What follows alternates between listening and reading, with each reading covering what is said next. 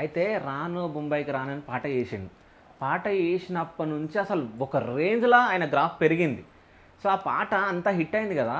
So, అప్పుడప్పుడు ఇప్పుడు మీరు మీ చుట్టాల పెళ్ళిళ్ళకి గాని, ఎక్కడికైనా పోయినప్పుడు ఆ పాట బాగా వినిపిస్తా ఉంటది. కానీ చాలా ఇల్వయిస్తున్నారు మమ్మల్ని. ఓకే. చాలా ఇల్వయిస్తున్నారు. హ్మ్. చాలా ఇప్పుడు పలకన్నారు కూడా మాతో మాట్లాడి పలకరించి నమస్తే పెడుతున్నారు. మమ్మల్ని ఇట్లా కుర్చీలు ఇస్తున్నారు మమ్మల్ని కూర్చునికి. ఒకప్పుడు ఇయ్యలే. కాపుడు లేదు వీళ్ళతోనే ఉండదు. వీళ్ళతో ఏముంది? వీళ్ళు కూలి కుక్క నోట్ల బుక్క ఉండదు. వీళ్ళది ఏముంది?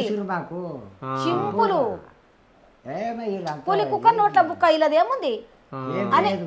చిన్న చూపు చూస్తుండ్రు మమ్మల్ని. చూపు. హ్మ్. ఇంకా నా కొడుకు ఇట్లా అయినాడంటే బా రామురాటోళ్ళ రామురాటోళ్ళ అన్న వాళ్ళ అక్క అనంట వాళ్ళ నాయనంట అరే రాండి అక్క కూర్చో అంటున్నారు.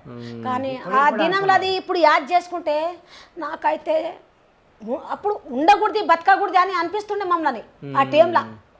ఏమో బాగుపడనో ఎట్లా అవుతానో ముసలిగా అయినాక మాకు ఎవరు పెడతారో ఎవరు పెట్టారో నా పిల్లలకు చేతన అవుతుందో కాదో ఎట్లయితామో ఏమవుతుందో అని మాకు అది ఒక్కటే చింత ఉంటుండే. నాకు చాలా చింత ఉంటుండే అందరి మీద.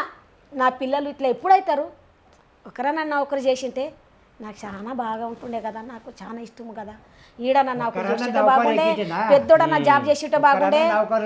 మాకు అంత బాధ లేకపోవు అంత ఏమో జాబ్ చేస్తుందేమని ఏమో చాలా చదివిపించిన వాళ్ళకన్నా ఎక్కువ చదివిపించిన నా బిడ్డకు పెద్ద బిడ్డకు. ఓకే. ఆమెకు ప్రైవేట్లో చదివిపించిన వీళ్ళకి అందరు గవర్నమెంట్లో చదివిపిస్తే వస్తుందని అనుకున్నా నౌకరు వస్తుంది అనుకున్నా. ఓకే. గవర్నమెంట్ జాబ్ వస్తది అనుకున్నాము. నా బిడ్డ చేస్తే కూడా రేపటి నాడు మేము కింద పడితే కూడా మా అమ్మనైనా మమ్మల్ని చదివిపించారు, నాకు జాబ్ చెప్పించారు కదా. మా అమ్మకు ఒక 10 రూపాయలు ఇచ్చి వస్తే ఏమైతుంది నాకు ఏమైనా గంటు పోతుందా అన్నట్లు ఇస్తారు కదా నాకు ఆశ. ప్రార్థన చేసి కానీ రాకపాయ్. ఓకే. ఈయన కూడా పొడుగుండడు ఏమిట్లా పోతాడేమో ఏమైనా చేస్తాడేమో అని వస్తుందేమో అని ఈయన కూడా ఆశ.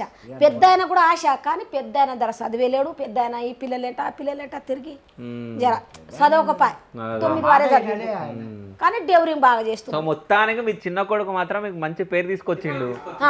నా చిన్న కొడుకు నాకు దేవుడు ఇచ్చిన వరం అంటుండ కదా. ఎవరు వస్తుంటే టీవీలో వస్తుంటే కూడా వాళ్ళకి అందరికి అదే మాట అంటుండ. నా కొడుకు దేవుడు ఇచ్చిన వరం అంటే ఎవరికన్నా ఇద్దరు ఇస్తే ఒక ఇద్దరు కవల పిల్లలు అంటే ఒక ఇద్దరు మొగోళ్ళు వేస్తారు లేకపోతే ఇద్దరు ఆడవాళ్ళు వేస్తారు. నాకు ఒక బిడ్డ ఒక కొడుకు ఒక బిడ్డ ఇచ్చారు. లక్ష్మీ దేవతలు రాముడు అంటే నాకు వరం ఇచ్చినట్లనే నాకు.